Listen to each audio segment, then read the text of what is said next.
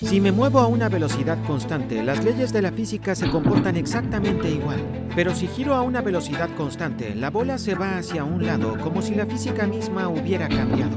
Tanto la velocidad constante como la rotación constante son formas de movimiento que se dan de manera natural gracias a la inercia. Entonces, ¿por qué solo una de ellas puede sentirse? Este extraño hecho llevó a los científicos por un camino sin salida que finalmente condujo a la teoría de la relatividad general de Einstein. En este video voy a hablarles del misterio de la inercia y de por qué el espacio-tiempo podría ser mucho más que un simple fondo vacío en el que se desarrolla la física, sino algo que ayuda a definir el movimiento en sí mismo. Desde Galileo en física se sabe que el movimiento a velocidad constante es relativo. Significa que si dos personas se cruzan en el espacio a una velocidad constante, ambas pueden suponer que están quietas y que la otra se mueve. Cada experimento que realicen les dará los mismos resultados. Pero pasa algo distinto cuando uno de ellos acelera. Aunque ambos podrían afirmar que el otro está acelerando, de inmediato ambos sabrán quién realmente lo hizo, ya que de repente las leyes de la física se comportan diferente para esa persona. Lanzaron una bola hacia arriba y en lugar de caer en sus manos, cayó detrás de ellos. Por eso cuando aceleré el carrito, la bola cayó hacia la izquierda, ya que los objetos que rotan están sometidos a una aceleración constante. Esto le resultó curioso a Isaac Newton. ¿Por qué la velocidad es relativa, pero la aceleración no? Esto solo tendría sentido si existiera alguna referencia de fondo más profunda que definiera qué se considera movimiento natural. Newton imaginó que el espacio poseía una especie de estructura invisible donde los objetos se movían naturalmente por líneas rectas a una velocidad constante. Mientras un objeto siguiera una de estas líneas rectas, la física se comportaba igual, independientemente de a qué velocidad constante se desplazaba. Pero en cuanto la línea se curvaba, el comportamiento de la física de repente cambiaba. Para demostrar la necesidad de un marco de referencia, Isaac Newton realizó un famoso experimento que consideró ser una prueba fehaciente de la existencia del espacio absoluto. Lo llamó el experimento del cubo.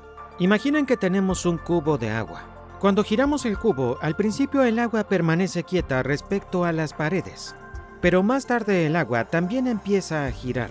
Luego el agua sale despedida al alcanzar la velocidad del cubo. Si de repente el cubo se frena, aunque sus paredes se hayan detenido, el agua seguirá moviéndose. Finalmente el agua se detendrá otra vez, como las paredes del cubo. Veamos esto desde el punto de vista del agua justo cuando el cubo comienza a moverse y justo cuando el cubo se detiene. Añadí partículas que flotan en el agua para que sepan cuándo el agua se está moviendo. Cuando el cubo comienza a moverse, sus paredes giran alrededor del agua, cuya superficie es plana. Ahora veamos qué sucede cuando el agua gira. Para ver el punto de vista del agua en movimiento, tengo que girar la cámara a la misma velocidad de rotación que el agua. Cuando coincida el punto de referencia del agua, vemos que tanto el agua como el cubo siguen quietos. Pero si de pronto freno el cubo, desde el punto de vista del agua, el cubo de repente empieza a girar. Y aquí se pone interesante. Noten que ahora tengo dos situaciones. Las paredes del cubo giran y el agua está quieta. Pero la física detrás de estos dos sistemas es muy diferente. En el de la izquierda el agua se pega a las paredes. En el de la derecha el agua está plana. Isaac Newton dijo que la única forma de resolver esto era afirmar que debía existir algún punto de referencia externo que nos indicara cuándo es el agua la que realmente gira. No se puede usar la referencia de las paredes del cubo porque claramente se ve que éstas se están moviendo a la misma velocidad, pero el agua se comporta diferente. Si no existiera un punto de referencia externo, estos dos sistemas deberían comportarse exactamente igual. Para Newton, este experimento demostraba que hay un espacio absoluto en el universo. Esta teoría se mantuvo vigente durante casi 200 años, hasta que el físico y filósofo austríaco Ernst Mach la cuestionó a finales del siglo XIX. Mach dijo que la conclusión a la que llegó Newton con este experimento no era necesariamente correcta.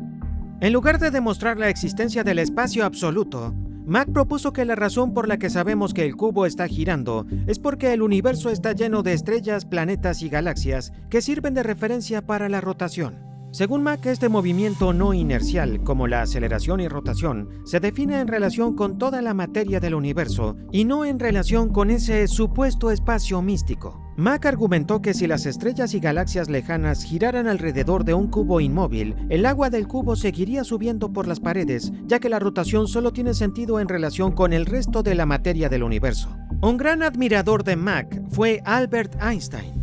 Einstein se fascinó con la idea de Mach de que toda la materia del universo pudiera de alguna forma influir en la inercia y el movimiento en todos lados. Hasta ese momento, Mach no había ofrecido un verdadero mecanismo físico para explicar esta interacción. Su idea era más filosófica que matemática, pero cuando Einstein intentaba demostrar la teoría de Mach y se adentraba más en las matemáticas, descubrió que el espacio y el tiempo no son en absoluto fondos rígidos y pasivos. De hecho, el espacio-tiempo es dinámico y está influenciado por la materia y energía.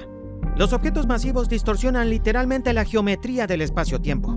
Esto refutaba por completo la idea de Newton del espacio como un escenario fijo e invisible situado detrás de la realidad. Pero Newton tenía razón en un punto importante. La única diferencia es que este fondo que llamamos espacio-tiempo es flexible y cambiante, pero sigue sirviendo como un punto de referencia que le dice al universo quién está acelerando o girando. Al intentar demostrar que Mach tenía razón, Albert Einstein demostró que se equivocó en gran parte. Un punto a favor de Mach es que otros objetos en el universo realmente influyen en el comportamiento inercial de otros objetos. Este efecto se denomina arrastre de Marco. En la relatividad general, una masa en rotación no solo permanece inmóvil dentro del espacio-tiempo, también arrastra ligeramente al espacio-tiempo a su alrededor. Un objeto en rotación puede influir ligeramente en el movimiento rotacional y en los marcos de referencia inerciales que rodean a otro objeto únicamente a través de la geometría del propio espacio-tiempo. Pero este efecto es minúsculo, ni de lejos se acerca a lo que esperaba Mach. Tras siglos de debate, la respuesta resultó ser más simple y extraña que lo que uno esperaría. Todos existimos dentro de esta red dinámica de espacio-tiempo que define el movimiento inercial y actúa como una estructura de referencia para la aceleración y la rotación. Pero a diferencia del espacio absoluto y rígido de Newton, el espacio-tiempo no es fijo ni invariable. Puede doblarse, estirarse, curvarse e incluso ser arrastrado por la propia materia. Diferentes físicos pueden no coincidir en las mediciones del espacio y el tiempo, pero la geometría del espacio-tiempo sigue determinando qué se considera movimiento natural y qué aceleración. Así que si alguien les pregunta por qué el agua sube por las paredes de un cubo que gira, díganle que es debido a la geometría del espacio-tiempo en sí. Gracias por ver otro episodio de The Action Lab. Nos vemos pronto.